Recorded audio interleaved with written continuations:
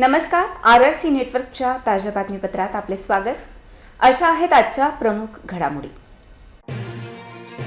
Headlines प्रस्तुत करता Marcus the readymade multibrand showroom. सर्वोत्तम quality, fresh stock, latest designs, reasonable rate. LRT college road, Raghuvanshi मंगल कार्यालयाच्या बाजूला, अकोला. अकोला पश्चिम विधानसभा निवडणुकीतील काँग्रेसच्या उमेदवाराचा भाजपाने केला विरोध. दरेकर यांनी घेतला आक्षेप. शेगाव तालुक्यात विद्यार्थ्याच्या लैंगिक छळाची लाजिरवाणी घटना, शिक्षिकेविरुद्ध गुन्हा दाखल. जिल्ह्यात 272 गावांना अवकाळीचा फटका, प्रशासनाच्या वतीने नुकसानीचा अहवाल शासनाकडे सादर.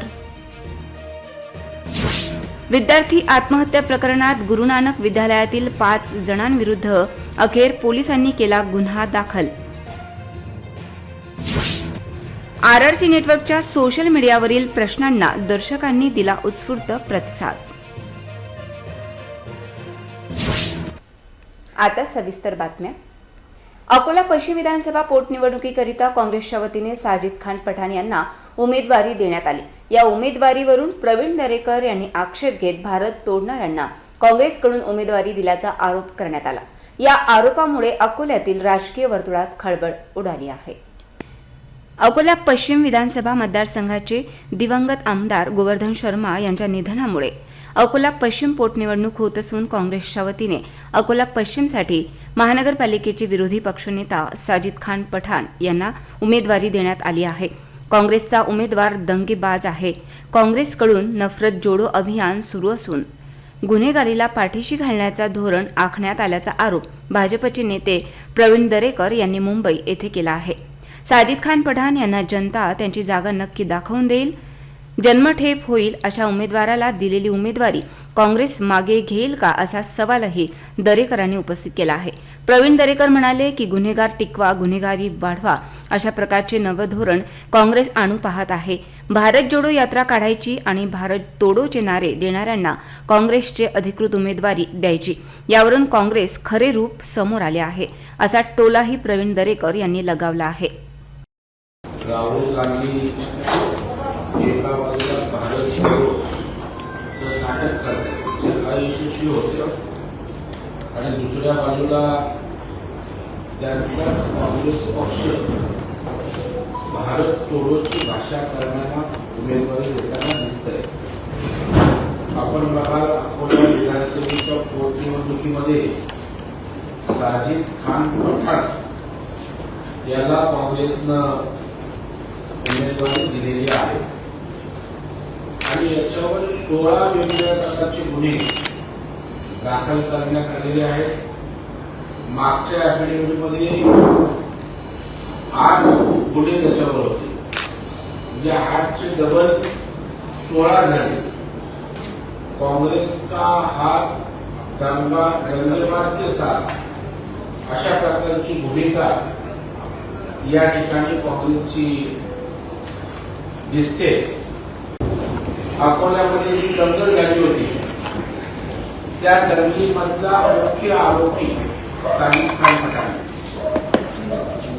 म्हणजे रामदास पोलीस ठाण्यामध्ये कमर्शियल क्वांटिटीमध्ये गांजा स्वतःजवळ बाळगणे विकते यासाठी कलम 20B NDPS ऍक्ट खाली त्याच्यावर गुन्हा दाखल झाला. कोतवाली पोलीस ठाण्यामध्ये त्याच्यावर दंगल घडवणे, घातक शस्त्रांचा वापर करणे, बेकायदेशीर जमावाला एकत्रित करून हिंसा घडवणे, हल्ला करून पळून जाणे, 511 म्हणजे तर जन्मठेप होईल अशा प्रकारचा कृत्य त्यांनी घडवण्याचा प्रयत्न केला. कोतवाली पोलीस स्टेशनमध्ये पुन्हा शासकीय सेवकांवर हल्ला करणे, त्यांना जखमी करणे, त्यामध्ये 10 वर्षाची शिक्षा आहे. पुन्हा कलम 143, 47, 48, 49 अशा प्रकारचे डकैती, खंडणी, सार्वजनिक मालमत्तेचं नुकसान, घातक शस्त्रांचा वापर असे भयंकर गुन्हेगारीचे कलम त्यांच्यावर त्या ठिकाणी लागले. काही महिन्याआधी आपल्या विरोधात गुन्हे दाखल झाले होते, मात्र यात मला फसवले गेले होते, असे मत अकोला पश्चिम काँग्रेस उमेदवार साजिद खान पठाण यांनी काल प्रसारमाध्यमांशी बोलताना केले होते. यावेळी निवडणूक रिंगणात जनता आपल्यावर विश्वास ठेवेल असे मत त्यांनी व्यक्त केले. शेगाव तालुक्यातील जवळा बुद्रुक येथील जिल्हा परिषद मराठी प्राथमिक शाळेत विद्यार्थ्याला निकृष्ट केळी देण्यात आली. याबाबत विद्यार्थ्यांच्या पालकाने मुख्याध्यापिकेला जाब विचारला, म्हणून याचा राग मनात धरून मुख्याध्यापिकेने 8 वर्षीय विद्यार्थ्याचा लैंगिक छळ केल्याची लाजिरवाणी घटना घडली. या प्रकरणी मुख्याध्यापिकेविरुद्ध शेगाव ग्रामीण पोलीस स्टेशनमध्ये पोस्को अंतर्गत गुन्हा दाखल करण्यात आला आहे. शेगाव तालुक्यातील जवळा येथील 8 वर्षीय विद्यार्थी हा जिल्हा परिषद मराठी प्राथमिक शाळा जवळा बुद्रुक येथे शिक्षण घेत आहे. सदर शाळेत मुलांना निकृष्ट दर्जाची केळी वाटण्यात आली. याबाबत विचारणा केली असता मुख्याध्यापिकेने केळी चांगलीच आहेत असे म्हणून वाद घातला. यानंतर वय 8 वर्षे याला वर्ग खोलीत तुझ्या बापाला कंप्लेंट करायला लावतो का, माझी बदली करायला लावतो का असे म्हणून त्याचा लैंगिक छळ केला. यावेळी पीडित हा पळत निघाल्याने शाळेत पडला व त्याच्या पायाला मार लागला आहे. या प्रकरणी पीडित मुलाच्या पालकांनी शेगाव ग्रामीण पोलीस स्टेशनला फिर्याद दिल्यावरून पोलिसांनी आरोपी मुख्याध्यापिका जिल्हा परिषद मराठी प्राथमिक शाळा जवळा बुद्रुक राहणार अकोला यांच्या विरुद्ध बालकाचे लैंगिक अत्याचार प्रतिबंधक कायद्याअंतर्गत गुन्हा दाखल केला असून सदर गुन्ह्याचा तपास माननीय उपविभागीय पोलीस अधिकारी खामगाव हे करीत आहेत. आज माझा मुलगा सकाळी माझ्याकडे रडत आल्यामुळे आम्ही त्या मॅडम यांनी माझ्या मुलाला शाळेत बोलावल्यामध्ये मधल्या सुट्टीमध्ये बोलावलं आणि त्याला बोलावल्यानंतर त्याची पॅन्ट खाली करून त्याची ओढली आणि मॅडम म्हणाल्या की तू तुझ्या पप्पांना माझी तक्रार करते का, केळीपासून तसं तक्रार करतं का, तर ते म्हणून ते मॅडम त्यांना छळछाळ करत होते. आणि आता काय त्रास आहे मुलाला त्रास, त्याचं पोट दुखत होतं आणि त्याचा दवाखाना केल्यामुळे मॅडमने ते. आता पोलीस स्टेशनला आले का तुम्ही? कधीपासून आहात? आम्ही सकाळी 10 वाजतापासून तर आता 10 वाजून राहिले तरी आम्हाला आधी बोलावण्यात आलं आहे. आता पुढची कारवाई. तुमची काय मागणी आहे आता? आमची मागणी काय आहे, मुलाला न्याय मिळावा एवढी आमची विनंती आहे. मागील महिन्यात आलेल्या अवकाळी पावसामुळे जिल्ह्यात शेतपिकाचे मोठ्या प्रमाणात नुकसान झाले. या नुकसानीचा प्रशासनाद्वारे सर्व्हे केल्यानंतर नुकसानीचा अहवाल शासनाकडे सादर करण्यात आला आहे. त्यामुळे आता शेतकरी शासनाच्या मदतीची आस घेऊन बसले आहेत. जिल्ह्यातील 272 गावांना या अवकाळी पावसाचा फटका बसला असून जवळपास 21 कोटी शेतपिकाचे नुकसान झाल्याचा अंदाज आहे. रब्बी हंगामातील पिके ऐन सोंगणीला आली असताना गत महिन्यात दिनांक 26 फेब्रुवारी रोजी झालेल्या अवकाळी पावसाने धुमाकूळ घालीत शेतकऱ्यांच्या हातातोंडाशी आलेला घास हिरावला. जिल्ह्यातील नुकसानीचा अंतिम अहवाल शासनाकडे पाठविण्यात आला असून त्यानुसार जिल्ह्यात 272 गावांना अवकाळीचा तडाखा बसला आहे. अंतिम सर्वेक्षण अहवालानुसार जिल्ह्यातील 9,152 हेक्टर क्षेत्रावरील पिकांचे नुकसान झाले असून 21,10,31,482 रुपये मदतीचा प्रस्ताव जिल्हा प्रशासनाने शासनाला सादर केला आहे. फेब्रुवारीच्या अंतिम आठवड्यात झालेल्या अवकाळी पावसामुळे गहू व हरभरा पिकांचे सर्वाधिक नुकसान झाले आहे. जिरायती व बागायती क्षेत्र मिळून तब्बल 4,507 हेक्टर क्षेत्रावरील गव्हाला फटका बसला आहे, तर 3,242 हेक्टर क्षेत्रावरील हरभरा पिकाचे नुकसान झाले आहे. नुकसानीचा अंतिम अहवाल शासनाकडे सादर करण्यात आला असून शेतकऱ्यांना मदतीची आस आहे. शहरातील गुरु नानक विद्यालयात इयत्ता 9वीत शिकणाऱ्या अल्तमेशने शाळा व्यवस्थापन आणि शिक्षकाकडून होणाऱ्या छळाला कंटाळून 9 मार्च रोजी आत्महत्या केली होती. अखेर अनेक प्रयत्नांनंतर पुराव्याच्या आधारे खदान पोलीस ठाण्यात गुरु नानक विद्यालयाच्या शाळा व्यवस्थापन समितीच्या 5 जणांविरुद्ध गुन्हा दाखल करण्यात आला. खदान पोलीस स्टेशन हद्दीत येणाऱ्या गुरु नानक विद्यालयातील इयत्ता 9वी मध्ये शिकणाऱ्या 15 वर्षीय अल्तमेश याने शाळा व्यवस्थापन आणि शिक्षकांकडून होणाऱ्या त्रासाला कंटाळून 9 मार्च रोजी आत्महत्या केल्याचा आरोप पालकांनी केला होता. अखेर या प्रकरणात ॲडव्होकेट नजीब शेख व सामाजिक कार्यकर्ते फैयाज खान यांच्या प्रयत्नामुळे व पोलिसांनी पुराव्याच्या आधारावर कलम 305 सह विविध कलमान्वये गुन्हा दाखल केला. विशेष बाब म्हणजे ज्या दिवशी शाळेत घटना घडली त्या दिवशी अल्तमेशने आपल्या आईवडिलांना घडलेला सर्व प्रकार सांगितल्याचे पालकांचे म्हणणे आहे. 9 मार्चला घडलेल्या या घटनेनंतर अखेर पोलिसांनी गुन्हा दाखल केल्यामुळे मृतक अल्तमेशच्या आईवडिलांनी समाधान व्यक्त केले आहे. अकोला पश्चिम विधानसभा पोटनिवडणुकीसाठी भाजपाचा उमेदवार कोण या संदर्भात यूट्यूब, फेसबुक व इंस्टाग्रामसह सामाजिक माध्यमांवर RRC सिटी न्यूज कडून घेण्यात आलेल्या सर्व्हेमध्ये 4,500 लोकांनी यूट्यूबवर तर 10,000 लोकांनी फेसबुकवर, इंस्टाग्रामवर मते नोंदविलीत. यामध्ये माजी नगरसेवक हरीश भाई अलीमचंदानी यांना प्रथम पसंती देण्यात आली आहे. अकोला पश्चिम विधानसभा पोटनिवडणुकीसाठी भाजपाकडून उमेदवार कोण या सर्व्हेमध्ये अकोला नगर परिषदेचे माजी नगराध्यक्ष हरीश आलिमचंदानी यांना 61% लोकांनी पसंती दिली असून तर कृष्णा गोवर्धन शर्मा यांना 21%, माजी महापौर विजय अग्रवाल यांना 13%, तर भाजपाचे प्रदेश कार्यकारिणी सदस्य डॉक्टर अशोक ओळंबे यांना 5% लोकांनी पसंती दिली आहे. अकोला पश्चिम विधानसभा मतदारसंघासाठी काँग्रेसकडून महानगरपालिकेचे माजी विरोधी पक्षनेते साजिद खान पठाण यांच्या नावाची घोषणा करण्यात आली असून भारतीय जनता पार्टीकडून मात्र अद्याप कुणाचीही अधिकृत उमेदवारी घोषित झालेली नाही. त्यामुळे अकोला पश्चिम विधानसभा मतदारसंघात भाजपाकडून उमेदवारी कोणाला मिळणार याबाबत उत्तर कधी मिळणार याकडे सर्वांचे लक्ष लागले आहे. RRC न्यूजच्या वतीने सोशल मीडियावर घेण्यात आलेल्या सर्व्हेमध्ये 13,500 लोकांनी सहभाग नोंदवत आपली पसंतीक्रम दिला आहे, ज्यामध्ये भाजपा उमेदवार म्हणून माजी नगराध्यक्ष हरीश अलीमचंदानी यांच्या नावाला 61% लोकांनी पसंती दिली आहे.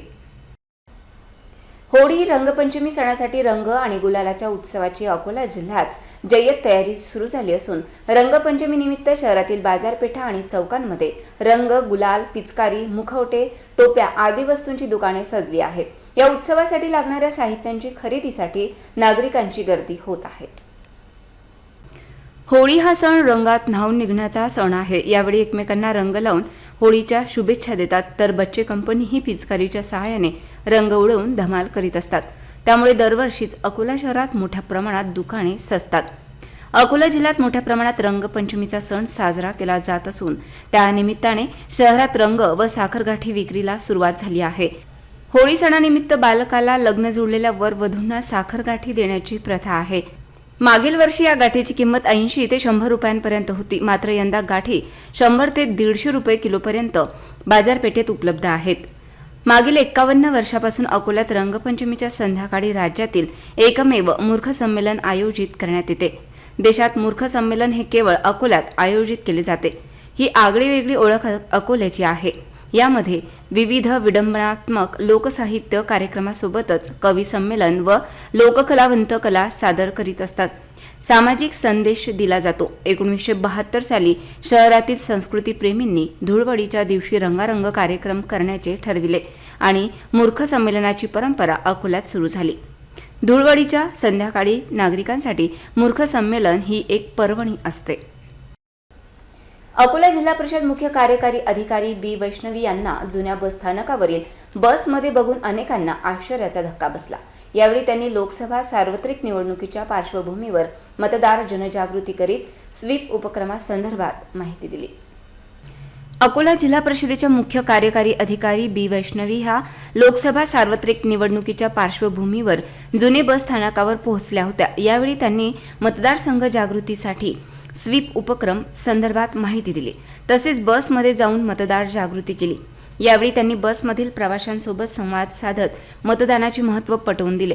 लोकसभा निवडणुकीत मतदानाची टक्केवारी वाढवण्याच्या दृष्टीने जिल्हा प्रशासनामार्फत जिल्ह्यात विविध उपाययोजना करण्यात येत असून या उपक्रमांतर्गत मतदारांमध्ये जनजागृती करण्यात येत आहे.